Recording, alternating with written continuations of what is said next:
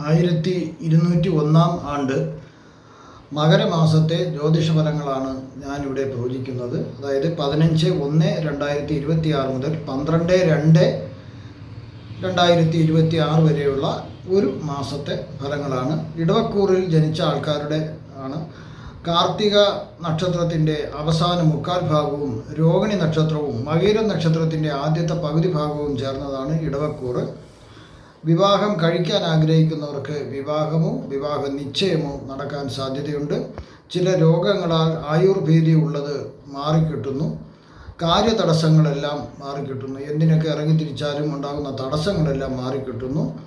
അതുപോലെ കലഹത്തിലായിരിക്കുന്നത് ആൾക്കാർ തമ്മിൽ സ്നേഹത്തിലാകുന്നു. വ്യാപാരത്തിൽ ഉണ്ടായിക്കൊണ്ടിരിക്കുന്ന നഷ്ടങ്ങൾ കണ്ടുപിടിച്ചത് മാറ്റുവാൻ സാധിക്കുന്നു. പല രീതിയിലും ധനലാഭം ഉണ്ടാകാൻ സാധ്യത കാണുന്നു. മനസ്സിന് സന്തോഷമുണ്ടാകും. ശത്രുക്കൾ അടങ്ങിയിരിക്കും. ദാനം, ദയാപരമായ ധർമ്മകാര്യങ്ങൾക്ക് വേഗം ഫലം സിദ്ധിക്കുന്നു. കാർഷിക വിളകൾക്ക് വളരെയധികം ഗുണം ലഭിക്കുക മൂലം കർഷകർക്ക് ലാഭം ലഭിക്കുന്നു. പല രീതിയിലും അംഗീകാരങ്ങൾ ലഭിക്കുന്നതിനുള്ള സാധ്യത കാണുന്നുണ്ട്. നിക്ഷേപങ്ങൾക്ക്, അതായത് റിക്കറിംഗ് ഡിപ്പോസിറ്റ്, ഫിക്സഡ് ഡിപ്പോസിറ്റ്, അതുകൂടാണ്ട് ഷെയർ മാർക്കറ്റിൽ എന്നിവയിൽ നിന്നെല്ലാം നല്ലൊരു ലാഭം ലഭിക്കുന്നു. സന്തോഷകരമായ പലതും കുടുംബത്തിൽ നടക്കുന്നതിനുള്ള സാധ്യത കാണുന്നുണ്ട്. ഇനി ആവശ്യമില്ലാത്ത യാത്രകൾ നിങ്ങൾ ഒഴിവാക്കേണ്ടതാകുന്നു. പുതിയ സംരംഭങ്ങൾ ഈ മാസം തുടങ്ങരുത്. പല രീതിയിലും വിവാദങ്ങൾ ഉണ്ടാകും. അതിലൊന്നും ശ്രദ്ധ കൊടുക്കാണ്ടിരിക്കുക.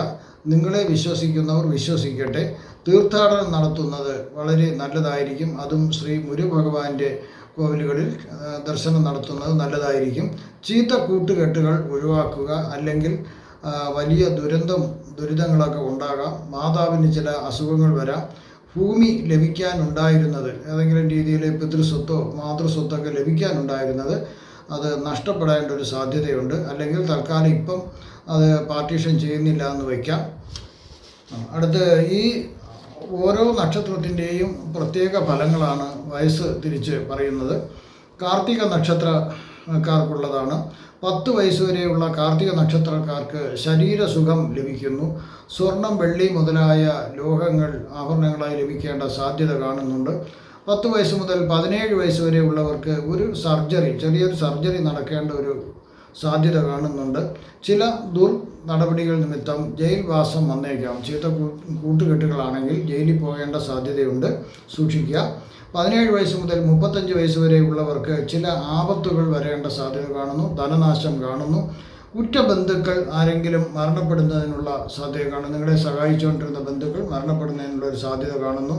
മനപ്രയാസങ്ങൾ വന്നേക്കാം. ഒരു പക്ഷേ മദ്യം, മയക്കുമരുന്നിനൊക്കെ അടിമയാകാനുള്ള ഒരു സാധ്യത കാണുന്നു. അങ്ങനെയൊന്നും ചെയ്യരുത്, ശ്രദ്ധിക്കുക.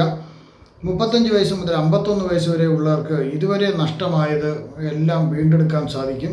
അതൊരു നല്ല സമയമാണിപ്പോൾ. ധനവും ഐശ്വര്യങ്ങളും എല്ലാം ലഭിക്കും. ആത്മീയതയിലേക്കും തിരിയേണ്ട ഒരു സാധ്യത കാണുന്നു. തൊഴിൽ തടസ്സങ്ങളും മാറിക്കിട്ടുന്നു. 51 വയസ്സ് മുതൽ 70 വയസ്സ് വരെ ഉള്ളവർക്ക് സൂക്ഷിച്ചില്ലെങ്കിൽ അപവാദം കേൾക്കാനുള്ള ഒരു സാധ്യത കാണുന്നുണ്ട്. ചെയ്യാത്ത തെറ്റുകൾക്ക് പഴി കേൾക്കേണ്ടതായിട്ട് വരാം. മരണഭയം വരാം. ഇണയുടെ മരണം ഒരു ദുഃഖം ഉണ്ടാക്കാം. ഒറ്റപ്പെടൽ മൂലം ഒരു ദുഃഖമുണ്ടാക്കാം. അന്യനാട്ടിലേക്ക് താമസം മാറുന്നതിനും ഒരു സാധ്യത കാണുന്നുണ്ട്. ചെറിയ രീതിയിൽ വാതരോഗം വരാനും സാധ്യതയുണ്ട്. 71 വയസ്സിന് മുകളിലുള്ളവർക്ക് വിചാരിക്കുന്ന കാര്യങ്ങൾ എല്ലാം നടന്നു കിട്ടുന്ന ഒരു സമയമാണ്. ധാന്യങ്ങളെല്ലാം, ധനലാഭമൊക്കെ ധാരാളം പ്രതീക്ഷിക്കാം പല വഴികളിൽ കൂടി. ശരീരത്തിന് ചില ബുദ്ധിമുട്ടുകളൊക്കെ ഉണ്ടാവേണ്ട ഒരു സാധ്യതയുണ്ട്. അതിസാരം എന്ന രോഗം വരുന്നതിന് സാധ്യത കാണുന്നുണ്ട്. രോഹിണി നക്ഷത്രക്കാരുടെ ഫലങ്ങളാണ് എടുത്ത് പറയുന്നത്. 8 വയസ്സ് വരെ ഉള്ളവർക്ക് ചെറിയ രീതിയിലൊക്കെ ഒരു ചെറിയ സർജറി നടക്കുന്നതിനുള്ള ഒരു സാധ്യത കാണുന്നുണ്ട്. ആസ്മ, ശ്വാസമുട്ടൽ, അലർജി, കഫം എന്നിവയുടെ ശല്യം മൂലമുള്ള ബുദ്ധിമുട്ടുകൾ ഉണ്ടാകാം. 8 വയസ്സ് മുതൽ 26 വയസ്സ് വരെ ഉള്ളവർക്ക് ബന്ധുക്കൾക്കും തനിക്കും ചില ആപത്തുകൾ വരുന്നതിനുള്ള സാധ്യത കാണുന്നുണ്ട്. ദൂരയാത്രകൾ ചെയ്യേണ്ടതായിട്ടും വന്നേക്കാം. 26 വയസ്സ് മുതൽ 42 വയസ്സ് വരെ ഉള്ളവർക്ക് ഇത്രയും കാലം ഉണ്ടായ ദുരിതങ്ങൾക്ക്, കഷ്ടപ്പാടുകൾക്കൊക്കെ ഒരു മാറ്റം വന്ന് നല്ല ഫലങ്ങൾ അവർക്ക് ലഭിക്കുന്നു. 42 വയസ്സ് മുതൽ 61 വയസ്സ് വരെ ഉള്ളവർക്ക് അപവാദങ്ങൾ കേൾക്കേണ്ടതായിട്ടുള്ള ഒരു സാഹചര്യം വരാം. പോലീസ് പരാതി, കോടതി നടപടികളൊക്കെ ഉണ്ടാവേണ്ട ഒരു സാധ്യതയുണ്ട്. മിത്രങ്ങൾ ശത്രുക്കളാകാം, എങ്കിലും ഭാഗ്യത്താൽ ഇതിൽ നിന്നെല്ലാം രക്ഷപ്പെടാനും സാധിക്കുന്നു. 61 വയസ്സ് മുതൽ 78 വയസ്സ് വരെ ഉള്ളവർക്ക് കഴിഞ്ഞ കാലം അനുഭവിച്ച മാനഹാനി, ധനനഷ്ടങ്ങളെല്ലാം നിങ്ങൾക്ക് മാറിക്കിട്ടുന്നു. അതിന് പരിഹാരമായി നിങ്ങൾക്ക് ഒരുപാട് നല്ല നേട്ടങ്ങൾ ഉണ്ടാകാനുള്ള സാധ്യത കാണുന്നു. അടുത്ത മകയിരം നക്ഷത്രക്കാർക്കുള്ള ഫലങ്ങളാണ് പറയുന്നത്.